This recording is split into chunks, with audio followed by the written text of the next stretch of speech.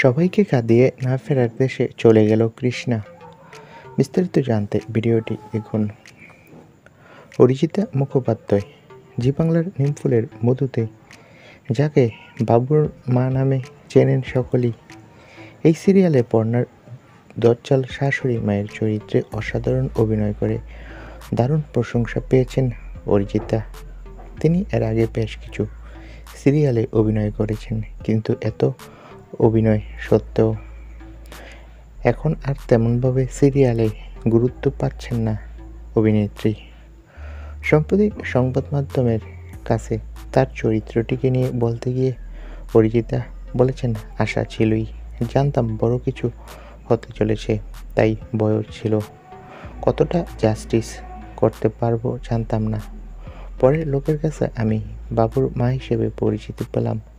এদিকে যত দিন যাচ্ছে কৃষ্ণার স্ক্রিন প্রেজেন্স কমে যাচ্ছে, গুরুত্ব কমছে চরিত্রের। এ প্রসঙ্গে অভিনেত্রী বলেন, খুব শীঘ্রই ধারাবাহিকে তার চরিত্রটি শেষ হয়ে যাবে।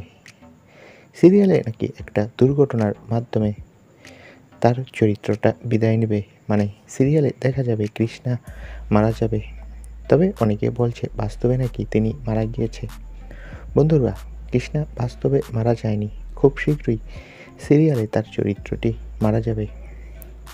তোমরা কে কে এই চমকটি দেখার জন্য মুখিয়ে রয়েছো কমেন্ট করে জানাও, আর আমাদের চ্যানেলটি সাবস্ক্রাইব করে রাখো।